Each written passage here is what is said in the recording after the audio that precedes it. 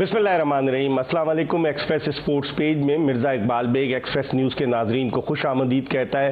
Cricket ही cricket अब हो रही है। पाकिस्तान का नीदरलैंड का दौरा, फिर उसके बाद एशिया कप क्रिकेट टूर्नामेंट, फिर इंग्लैंड की क्रिकेट टीम की पाकिस्तान आमद 7 T20 मैचेस खेलने के लिए, और फिर उसके बाद पाकिस्तानी क्रिकेट टीम की रवानगी। पहले पाकिस्तान न्यूजीलैंड में ट्राई सीरीज खेलेगा और फिर उसके बाद पाकिस्तानी क्रिकेट टीम ऑस्ट्रेलिया में खेले जाने वाले T20 वर्ल्ड कप में हिस्सा लेगी। एक तरफ तो क्रिकेट की बातें हो रही हैं, दूसरी तरफ क्रिकेट के हवाले से पाकिस्तान क्रिकेट बोर्ड और पाकिस्तान के सीनियर क्रिकेटर्स के दरमियान थोड़ी सा तनाज़ा पैदा हुआ, क्योंकि सेंट्रल कॉन्ट्रैक्ट जो पाकिस्तान क्रिकेट बोर्ड ने सीनियर क्रिकेटर्स को दिया, उसकी शिकों पर बाद सीनियर क्रिकेटर्स ने एतराज़ किया। दूसरी तरफ डोमेस्टिक क्रिकेट के हवाले से अगर बात की जाए, तवक्को कर रहे थे अगले महीने 13 सितंबर को रमीज राजा को पूरा 1 साल हो जाएगा पाकिस्तान क्रिकेट बोर्ड के चेयरमैन का ओहदा संभाले। तवक्को की जा रही थी कि ग्रास रूट लेवल पर डोमेस्टिक की सतह पर पाकिस्तान क्रिकेट जो है वो बेहतरी की तरफ गामजन होगी, लेकिन ऐसा बिल्कुल देखने को नहीं मिला।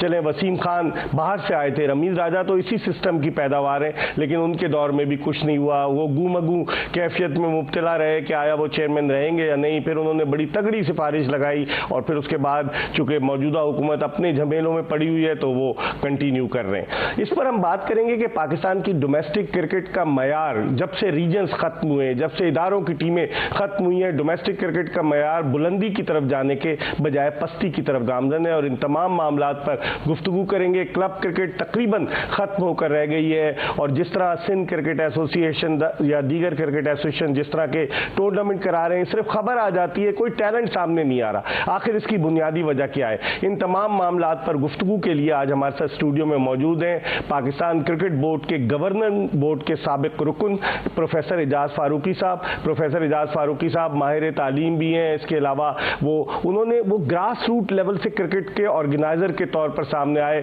Karachi city cricket association zone 2 से उन्होंने शुरू किया, उसके चेयरमैन, फिर उसके बाद कराची सिटी क्रिकेट एसोसिएशन के सेक्रेटरी, फिर उसके बाद KCCA के सदर और पाकिस्तान क्रिकेट बोर्ड के गवर्निंग बोर्ड के रुकन की हैसियत से भी एजाज फारूकी ने आवाज़ बुलंद की है खिलाड़ियों के लिए। तो आज इनसे बहुत सारी बातें करेंगे। उसके अलावा ये कराची आर्ट्स काउंसिल के भी प्रेसिडेंट हैं। बहुत सारी हमारी शख्सियत के मालिक हैं। फारूकी साहब से बहुत सारी बातें करेंगे, लेकिन इससे पहले कि हम एजाज फारूकी साहब से गुफ्तगू के सिलसिले का आगाज करें, पहले आपको क्रिकेट के हवाले से, खासतौर पर डोमेस्टिक क्रिकेट के हवाले से किस समझ आ रही है, उसके हवाले से एक पैकेज आपको दिखाते हैं। जी, पैकेज आपने मुलाहिजा किया और वक्त ज़ाया किए बगैर गुफ्तगू के सिलसिले का आगाज करते हैं प्रोफेसर एजाज फारूकी साहब से। फारूकी साहब, जिस तरह मैंने प्रोग्राम के शुरू में बताया कि आप मुख्तलिफ मराहिल तय करते हुए फिर पाकिस्तान क्रिकेट बोर्ड के गवर्निंग बोर्ड के रुकन बने, कैसे देखते हैं? लोग कहते हैं अब क्लब क्रिकेट तकरीबन खत्म होकर रह गई। कराची और लाहौर जो क्रिकेट की नर्सरी हुआ करते थे, वहां के लड़के जो हैं वो स्ट्रगल, खासतौर पर कराची के लड़के स्ट्रगल करते हुए नजर आ रहे हैं। आपकी क्या राय है? क्या इस सिस्टम के आने से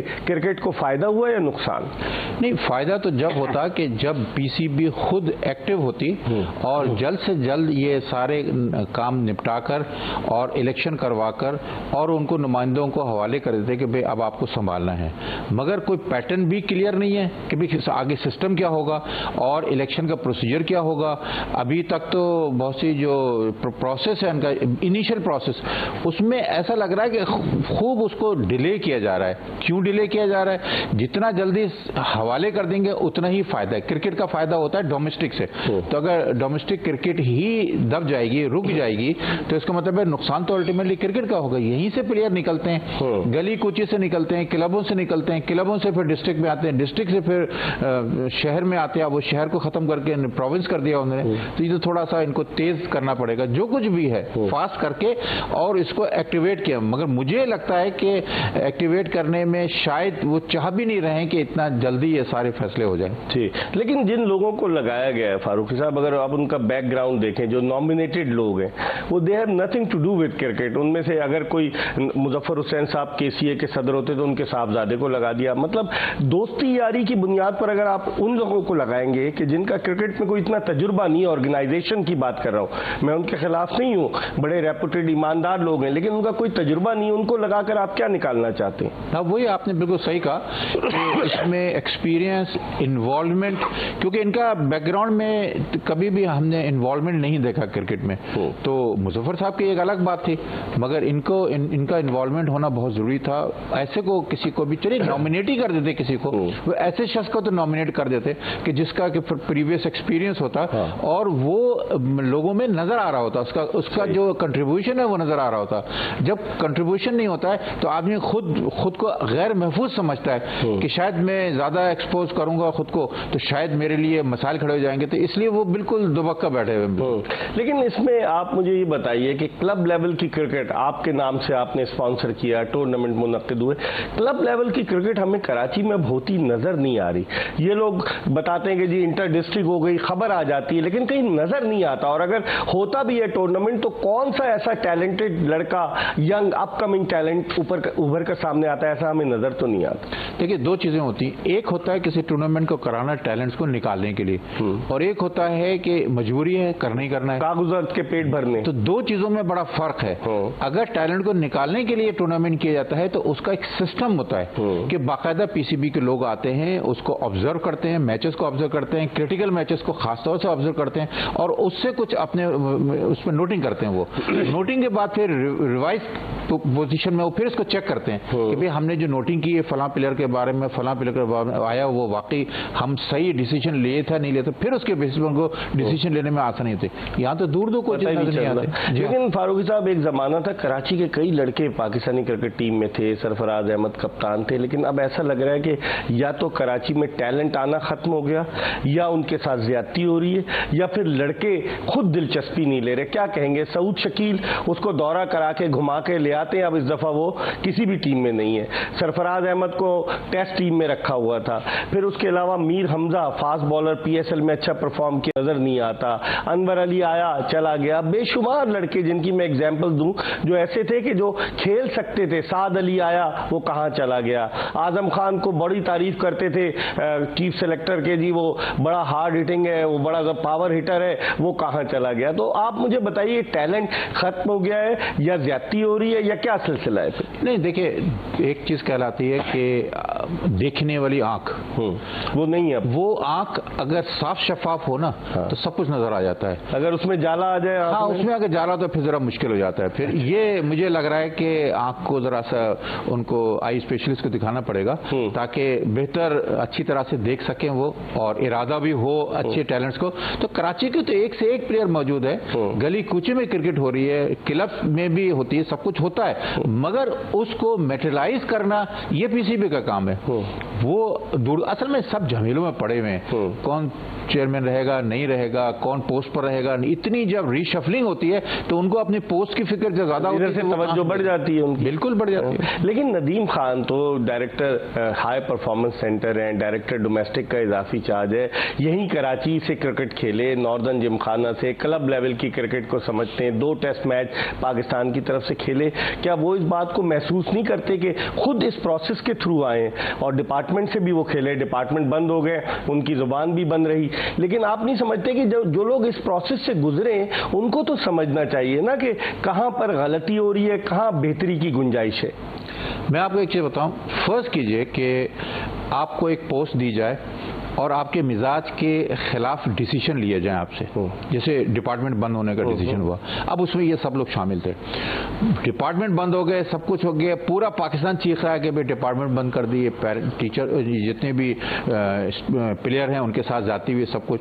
अब वो सुन रहे हैं, बोल नहीं सकते, सीधी सीधी बात है, वो बोल नहीं सकते कि भाई ये, मगर अंदर से ऐसा महसूस होता है कि वो महसूस कर रहे हैं कि जाती तो प्लेयरों के साथ हुई है, भाई यहीं के पैदावार है ना, तो उनको पता है कि कितनी जाती हुई है, खुद भी डिपार्टमेंट से रिलेटेड थे वो, बिल्कुल। तो जाती नजर आ रही हो मगर काम भी करना है उनको, तो वो शेकीपन जो है वो उनके एटीट्यूड में नजर आता है, या मफादात का टकराव भी आगे आ जाते हैं सामने। मैं समझता हूँ कि शेकी होना ज्यादा बेहतर रहेगा उनके, क्योंकि मैं तो खुल के कह रहा हूँ ना, क्योंकि माशाल्लाह पाकिस्तान क्रिकेट बोर्ड में जो तनख्वाहों का स्ट्रक्चर है, अगर आप देखें, अच्छा है, तनख्वाह मिले, काम करे आदमी, तनख्वाह भी मिलनी चाहिए, लेकिन जो स्ट्रक्चर है उसको देखते हुए लोग बड़ी तनकीद करते हैं कि लाखों रुपए महाना, ऐसा तो मल्टीनेशनल कंपनी में भी नहीं होता होगा जितने लोग पीसीबी में। तो आप नहीं समझते कि जब इतनी ज्यादा तनख्वाह पीसीबी उन्हें दे रहा है तो उनकी अकाउंटेबिलिटी भी होनी चाहिए? ये तो खैर आपकी बात सही है, और तनख्वाहें तो खैर ठीक ठाक है, मगर अब देखिए पीसीबी का जो लेवल है वो अब पहुंच गया कि इसमें ये 5, 10, 15, 20 लाख रुपए जो है वो इतनी वैल्यू नहीं रखता। आप उसको पूरा अगर उस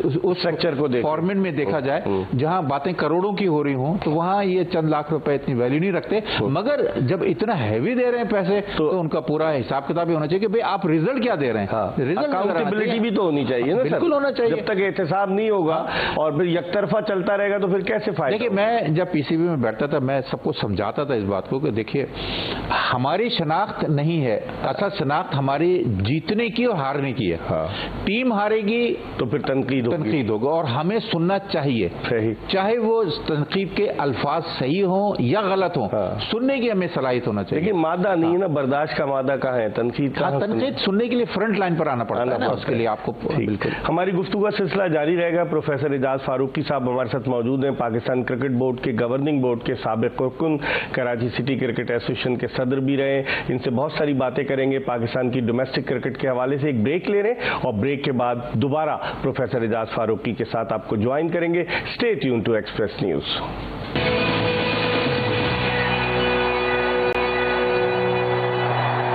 पीसीबी के गवर्निंग बोर्ड के साबिक रुकन, केसीसीए के साबिक सदर प्रोफेसर एजाज फारूकी के साथ ब्रेक के बाद शो में एक मरतबा फिर आपको खुशामदीद कहते हैं। हम बात करें पाकिस्तान क्रिकेट के मसाइल के हवाले से कि ये मसाइल कैसे हल होंगे।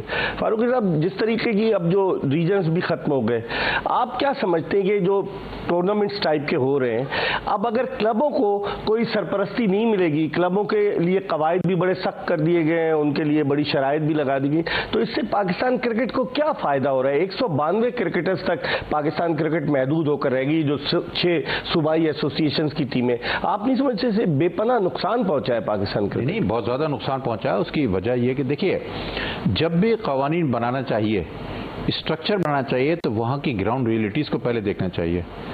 ग्राउंड रियलिटीज के नाम पर अगर आप ऑस्ट्रेलिया और न्यूजीलैंड के कवानीन यहाँ लेकर आए और उस स्ट्रक्चर के सामने रखो, उस फॉर्मेट के सामने रखें, इंग्लैंड के फॉर्मेट के सामने रखें, यहाँ वो नहीं चल सकता। एक प्रेसिडेंट जो होता है वो दिन रात लगाता है, मेहनत करता है बच्चों को ग्रूम करने के लिए, ताकि मेरा बच्चा जो है ऊपर आए तो क्रिकेट खेले, मेरा नाम होगा, क्लब का नाम होता है, ये एक ख्वाहिश होती है सबकी। आपने बिल्कुल ऐसा कर दिया है कि वो सब उसको क्लब को बनाने के लिए ऐसी शराइतें वो शराइत की कोई इतनी जरूरत नहीं होती है। आखिर शराइत आएगा कि क्या फायदा होगा? भाई, जो जेन्युइन क्रिकेटर्स होते हैं वो आपका क्राइटेरिया होना चाहिए, उस क्राइटेरिया पे जो उतरते हैं उनको आप प्रेसिडेंटशिप के दे दें। तो इलेक्शन जीते और पता नहीं क्या खौफ है इनको, लगता है कोई खौफ तो नहीं है, पता नहीं, समझ में नहीं आया मेरे। ये बात ये नहीं होना चाहिए कि एक उसको भी खौफजदा कर रहे हैं, प्रेसिडेंट को भी खौफजदा कर रहे हैं, इसकी ये शराइत वो शराइत, बड़ी मुश्किल से उसको, और स्पॉन्सरशिप वैसी नहीं मिलती लड़कों को, अगर प्रेसिडेंट नहीं देगा तो फिर कहां से लाएंगे? बहुत मुश्किल तरीन काम है, महंगा हो गया है। तो आपको पता है टूर्नामेंट जब कराते हैं हमें कितने पापड़ बेलना पड़ते हैं, कितना आसान काम थोड़ी होता है। प्रोफेसर एजाज फारूकी साहब तो हमारे साथ मौजूद हैं। इस वक्त हमें टेलीफोन लाइन पर ज्वाइन किया है सियालकोट रीजन के साबिक सदर और पाकिस्तान क्रिकेट बोर्ड के गवर्निंग बोर्ड के साबिक रुकन नुमान भट्ट साहब ने। और भट्ट साहब भी अपनी आवाज बुलंद करते रहते हैं, लेकिन इनकी आवाज लगता यही है कि तूती में, सहरा में तूती की सदा साबित होती है, कुछ अमल दरामद हो नहीं पाता, लेकिन बहरहाल ये लगे हुए हैं अपने काम में। अस्सलाम वालेकुम भट्ट साहब। जी, अस्सलाम वालेकुम बेग साहब और फारूकी साहब, आपको भी मेरी तरफ से सलाम कबूल कीजिए। शुक्रिया शुक्रिया बहुत। वालेकुम सलाम। भट्ट साहब, कैसे देखते हैं सूरत हाल? क्रिकेट की बड़ी दिगरदू सूरत हाल है और जिस तरीके से क्लब क्रिकेट तकरीबन खत्म हो गई, आप आवाज बुलंद करते रहे कि रीजन्स खत्म हुए, इदारों की टीमें बंद हुई, हम तवक्को कर रहे थे कि 10 अप्रैल के बाद जो मौजूदा हुकूमत आएगी शायद कोई नजर करम होगी, लेकिन कुछ नहीं, कुछ नजर नहीं आ रहा, क्या कहेंगे आप? जी, सबसे पहले मैं आपका और आपके चैनल का मशहूर हूँ बेग साहब। आपने हमेशा ही क्रिकेट के जैसे भी ये हालात हैं उसमें आपने भी हमेशा आवाज बुलंद की है। तो बात यह है कि देखिए, जब अभी फारूकी साहब का मैंने थोड़ा सा वो सुना है कि जो इस सब मुल्क की क्रिकेट का सूरत हाल हो गई, ये जो मैंने 17 अप्रैल 2019 को आवाज बुलंद की थी कोयटा में बोर्ड ऑफ गवर्नर की मीटिंग में, करारदाद कोयटा पेश की थी, उसमें जो मेरा उस वक्त का स्टांस था कि आप जो डिस्ट्रिक्ट क्रिकेट और रीजनल क्रिकेट और खास तौर पर डिपार्टमेंट क्रिकेट को खत्म नहीं करेंगे और इसको खत्म ना करें, और इससे हमने अपनी बात बुलंद की थी। देखिए, जिंदगी में आप हिस्ट्री निकाल के देखिए, कोई भी जो जद्दोजहद होती है, आप कोई एम लेकर निकलते हैं, अगर वो आपकी जात का नहीं है तो उसको फिर हर साल लगते हैं। और इसके साथ ही जब मैं तो अकेला निकला था जानने मंदिर जो बढ़ता गया वो कहते हैं काफिला लोग कहाँ आते गए, लोग जाते गए, उल्टा होना चाहिए। मैं अकेला चला था जाने पे मंदिर, लोग आते गए, काफिला बढ़ता गया, लोग जाते गए, काफिला घटता गया। अगर मेरे साथ जो 3-4 दो साथी थे अगर वो सरेंडर कर गए तो आज उनको भी कोई अच्छे लफ्जों से याद नहीं कर रहा, लेकिन उसका हमें ये नेमुल बदल अल्लाह ताला ने दिया है कि पूरे पाकिस्तान के तमाम जो साबिक चेयरमैन थे, टेस्ट क्रिकेटर थे, अब्दुल कादर मरहूम, मियां दास साहब और भी जितने हमारे मौजूदा सीनियर क्रिकेटर, उन्होंने भरपूर उसका साथ दिया, हमायत की कि ये बिल्कुल ठीक कह रहे हैं। और उसके साथ हमें ये मिला कि हमारी पूरे पाकिस्तान के ऑर्गेनाइजर्स की एक MRC बन गई जो आज तक हम लेकिन उसका फायदा तो कुछ नहीं हुआ ना भट्ट साहब, कोई नतीजा नहीं बरामद हुआ उसका कुछ। हम बड़े होपफुल हैं। आपने भी एक बड़ी अच्छी बात की कि अभी जो मौजूदा गवर्नमेंट आई है 10 अप्रैल से, हमने शहबाज शरीफ साहब से भी अपने लेवल पे हमने उनसे गुजारिश किया, वो उस पर बड़ी बड़ी निगाह रखे हुए हैं और आपको चंद दिनों में इंशाअल्लाह हम बड़े होपफुल हैं क्योंकि इस हुकूमत को अभी तक समझने का मौका नहीं मिला। बड़े क्राइसिस थे, सबसे बड़ा क्राइसिस उसके लिए इकोनॉमिक का था, तो हमने भी ताकि पहले थोड़े से ये स्टेबल हो गए इंशाअल्लाह ताला। हम बड़े पूरी उम्मीद है कि इस माह के एंड तक आपको क्रिकेट के हवाले से अच्छी खबरें मिले। एक तो बात ये होगी। दूसरी जो बात आपने डोमेस्टिक स्ट्रक्चर की है उसका, तो देखे ये निज़ाम की तबाही की जो आवाज हमें खदशा था कि ये निज़ाम तबाह हो जाएगा और वैसा ही हुआ। ये मैं नहीं कहता, आज हर वो शख्स जो क्रिकेट से दिलचस्पी रखता है वो हमारी माँ है। लेकिन कथा कलामी होती है भट्ट साहब। वसीम खान के जाने के बाद जब रमीज राजा आए तो हम तो ये तवक्को कर रहे थे ना, वो भी इसी सिस्टम की पैदावार है। LCCA से खेले, PNSC से खेले, अलाइड बैंक से खेले, पाकिस्तान अंडर-19 से खेले, तो हम समझ रहे थे कि शायद रमीज राजा के आने के बाद हालात में बेहतरी आए, लेकिन ऐसा नहीं हुआ। बिल्कुल, मेरा भी राती भी ख्याल था। मेरी एक्चुअली रमीज साहब से बड़ी अच्छी दोस्ती है, बड़ा एक दूसरे को रिस्पेक्ट है, तो हमने उन्हें 6 माह दिए। हमने कहा और मैंने रमीज को कहा, मैं कहा जो आप सिर्फ एक काम कर दो, जो आपने क्लब क्रिकेट और कॉलेज क्रिकेट आपने खेली है आप वो क्रिकेट करवा दो। ये जो आप आज का स्कूल कॉलेज क्रिकेट के नाम पे यहाँ क्रिकेट बोर्ड में लूटमार मची है, इसको बंद करो। जो आपने खेली है आप बस वो क्रिकेट करवा दो, मैं समझूंगा कि आप पास हो गए। डिपार्टमेंट क्रिकेट मैंने कहा वो ठीक है, वो वक्त के साथ बहाल हो जाएगी।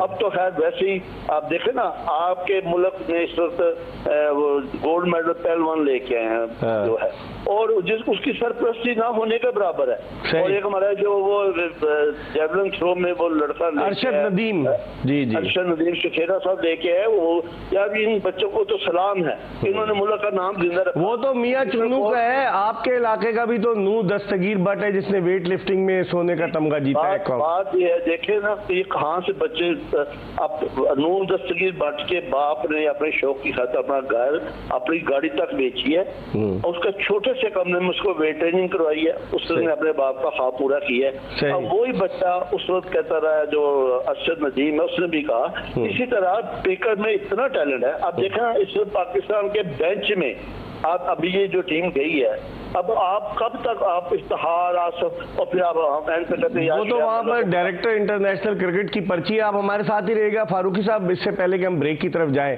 आप कुछ इसमें ऐड करना चाहें? जी एजाज फारूकी साहब। जी, ये बिल्कुल सही कहा कि हमारे बहुत से खेल ऐसे हैं कि जिनकी सरपरस्ती न होने की वजह से तरक्की नहीं कर पाते हैं। इंडिया को देखिए कि कितने गोल्ड मेडल हासिल किए हैं और उसके मुकाबले में पाकिस्तान के गोल्ड मेडलों की 2 से उनके 26 या 28 ये कोई मामूली बात नहीं है। उसी स्ट्रक्चर से वो निकलते हैं, उसी सिस्टम से हम निकलते हैं, मगर हमारा सिस्टम स्ट्रांग नहीं है। हमारा एक प्लेयर अपने घर पर होकर भी वो इतनी सलाहियत रखता है कि वो गोल्ड मेडल ले लेता है। तो ये तो बहुत बड़ा आपके पास का मतलब पोटेंशियल मौजूद है, सरपरस्ती की जरूरत है। वो जो इकबाल ने कहा है ना कि जरा नम हो तो ये मट्टी बड़ी जरखेज है साकी। हम एक ब्रेक की तरफ बढ़ रहे हैं। नुमान भट्ट साहब हमारे साथ मौजूद हैं टेलीफोन लाइन पर, और स्टूडियो में हमारे साथ प्रोफेसर एजाज फारूकी साहब मौजूद हैं। ब्रेक के बाद वापस आएंगे, प्रोग्राम को मजीद आगे की तरफ बढ़ाएंगे, हमारा इंतजार कीजिएगा।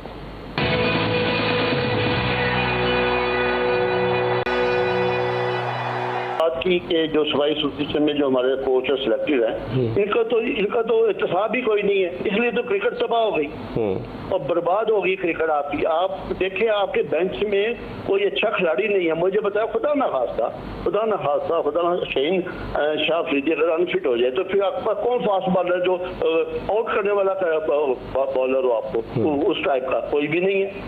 इसको और यही बात बाबर आजम और रिजवान के लिए भी कि खुदा ना खास्ता अगर वो अनफिट हो जाते तो आपकी टीम बैठ जाएगी फिर बैट साहब। इसलिए कि अब देखें आप जो आपके सूबाई एसोसिएशन के जो कोचेज हैं इनके बारे में महबूब के साथ मैं बात करूं कि यार ये घी के डिब्बे पे और एक बोसी के सूट पे लड़कों को सिलेक्ट कर रहे हैं, मिठाई के डिब्बों पे सिलेक्ट कर रहे हैं, ये तो इनकी औकात है। एक बात होगी तो कोई देखने वाला नहीं है? रमीज राजा ने आंखों पे पट्टी बांधी हुई है क्या? नहीं, रमीज राजा ने बिल्कुल पिछली पट्टी बांधी हुई है कि क्योंकि ये सब रमीज राजा के ताबे हैं। अच्छा, रमीज राजा को तनख्वाह देता है, वो जब चाहे उसकी मर्जी के बगैर तो टीम नहीं बनती। शाह से ज्यादा शाह के वफादार हैं ये। अच्छा बात बिल्कुल, ये क्रिकेट के वफादार नहीं है, ये रमीज राजा की जात के वफादार है। अब आपके प्रोग्राम के तवज्जो से आज मैं एक और नई बात करने जा रहा हूँ, मेरी इस बात को नोट कर लीजिएगा और मैं इस पे शहबाज शरीफ साहब से कहूँगा फौरी एक्शन करें, इनको फौरी फारिग करें, इलेक्टेड बॉडी लेके आए, 2014 का आइन लेके आए। देखिए आज आपकी PSL जो आपका सबसे बड़ा ब्रांड है पाकिस्तान का, वो तबाही के दहाने पे पहुंच गया हुआ है। एमरेट्स क्रिकेट शुरू हो रही है, लीग शुरू हो रही है, वो करोड़ों रुपए फी खिलाड़ी को दे रहे हैं। और साउथ अफ्रीका में भी करोड़ों रुपए। मैं उस तरफ आ रहा हूँ, मैं उस तरफ आ रहा हूँ प्लीज। और वो साउथ अफ्रीका को दे रहे हैं। और सबसे बढ़ के जो बात है, जो इंडिया है, इंडिया पूरी दुनिया के जो टॉप के प्लेयर्स हैं वो पूरे साल के लिए कॉन्ट्रैक्ट कर रहे हैं, पूरे साल के लिए उन्हें करेगा। और मुझे वो सीन एक याद आ रहा है कि जब एक जमाने में वो कैरी पैकर आया था, सही, उसने पूरी दुनिया के टॉप के प्लेयर इकट्ठे कर लिए। उस वक्त पाकिस्तान की टीम से जिसमें इमरान खान, माजिद खान सारे ये शामिल थे, जहीर खान, सरफराज, नवाज वगैरह, सब 9 प्लेइंग मेंबर आपकी 11 साइड में से 9 खिलाड़ी वहां चले गए थे वगैरह। पाकिस्तान की टीम फारिग हो गई थी। और तो आप ये देख रहे हैं, सुन ले मेरी प्लीज सुन ले, मुझे बात मुकम्मल कर। इंडिया जो कदम पूरे साल के लिए बुक करेगा, आपकी PSL तो लोकल टूर्नामेंट से भी बदतर हो जाएगी। इनको खुदा का खौफ नहीं है, खुदा का नाम मुल्क का वफादार बने। ठीक, अच्छा मैं एक ब्रेक की तरफ बढ़ रहा हूँ और ब्रेक के बाद जब वापस आऊंगा तो प्रोफेसर एजाज फारूकी साहब से उनकी राय मालूम करेंगे कि सिलेक्शन में भी लोग बड़े तहफ्फुजात का इजहार कर रहे हैं। मेरे पास कई मैसेजेस आ रहे हैं, बलूचिस्तान में पहले टीम बना ली जाती है, अपने मंजूर नज़र लोगों को रखा जा रहा है, सिंध में भी कुछ इसी तरह की सूरत हाल है, पंजाब में भी। इस पर बात करेंगे कि अगर सिलेक्शन में मेरिट प्रिवेल नहीं करेगी तो फिर क्या होगा। एक ब्रेक के बाद प्रोफेसर एजाज फारूकी और नुमान भट्ट के साथ दोबारा आपको ज्वाइन करेंगे।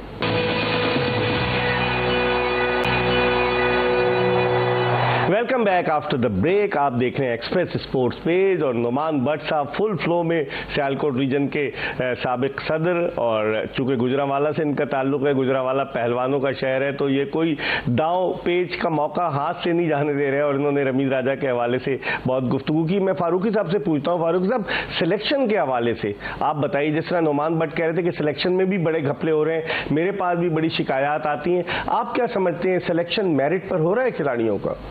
देखिए, जब हमारी टीम श्रीलंका में 250 रन से हार जाए तो उसको आप कैसे कह सकते हैं कि सिलेक्शन फेयर हुआ है? ये तो क्लियर कट है ना ये। तो इसका मतलब है कि इनको बैठ कर सोचना चाहिए कि कहाँ कहाँ हमारे डिफेक्ट हैं। पहला भी मैच जीत तो गए, मगर उसमें जीत गए, सेंचुरी बन गई, अब्दुल्ला शफीक ने 100 कर दिए, बिल्कुल, तो बस उससे लेकिन पहले भी टेस्ट में भी फंस गई थी। लेकिन फारूक साहब, ये तो आप बात कर रहे हैं पाकिस्तान की टीम की, मैं बात कर रहा हूँ निचले लेवल पर जो सिलेक्शन है। जिस तरह भट्ट साहब कह रहे थे कि बोस्की का शलवार कमीज मिल जाए, मिठाई का डब्बा मिल जाए, अगर इस तरह से सिलेक्शन होगा खिलाड़ियों का तो आप नहीं समझते कि फिर हम खिलवाड़ कर रहे हैं पाकिस्तान क्रिकेट के साथ?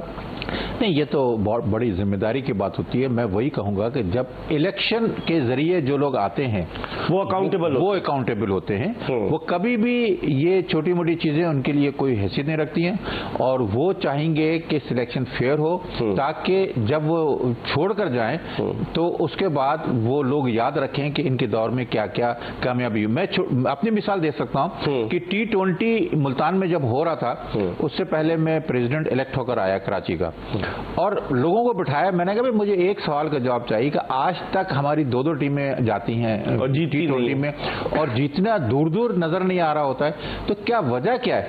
फिर बड़ा कॉन्फिडेंशियल कुछ बातें हुई, कुछ ऐसे नाम आए, बहुत बड़े बड़े नाम थे, सब कुछ थे। अल्टीमेटली फिर हमने ये डिसाइड किया कि भाई जो आपको डिसीजन लेना पड़ेगा, फर्म डिसीजन लें, उसमें बड़े छोटे को ना देखें, जो T20 जिता सकता है वो उसी को लेना है हमें। ये हमने फैसला जब किया तो बहुत से नाम ऐसे आए जिनको के पिछले दौर में नहीं रखा जाता था, सही, और उसका रिजल्ट निकला कि हमारी दोनों टीमें फाइनल में पहुंच गई। बिल्कुल बिल्कुल ये होता है कि अगर आप इलेक्ट ईमानदारी से, और आप इलेक्ट होकर आए ईमानदारी से। जी भट्ट साहब, आप क्या कहेंगे इस हवाले से? पाकिस्तान की टीम के सिलेक्शन पे लोग बड़े सवालात उठा रहे हैं। शान मसूद जो है वो बिल्कुल उसे दूध में से मक्खी की तरह निकाल फेंका गया है। असद शफीक 77 टेस्ट मैचेस खेल कर आया, वो बिल्कुल बाहर हो गया। उस्मान सलाउद्दीन रन्स के अंबार लगाता है।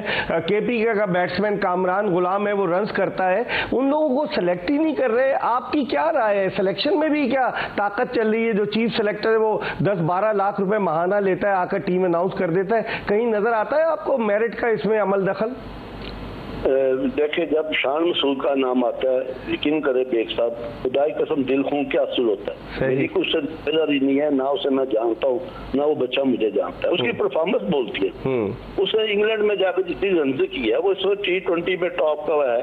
और फिर दूसरी तरफ जो इमाद वसीम है, ICC की रेटिंग मैंने या आपने तो नहीं अनाउंस की, आज भी ICC की रेटिंग है, T20 की रेटिंग में इमाद वसीम टॉप 10 में है। तो इनकी सिलेक्शन का म्यार देखे, लैकिंग की सिलेक्टिंग लैपटॉप पे वो चीफ सेक्रेटरी बैठे हुए हैं। तो इंतकामी तो वो क्रिकेट यहाँ हो रही है, और फेवरेटिज्म चल रही है। फेवरेटिज्म कहाँ है?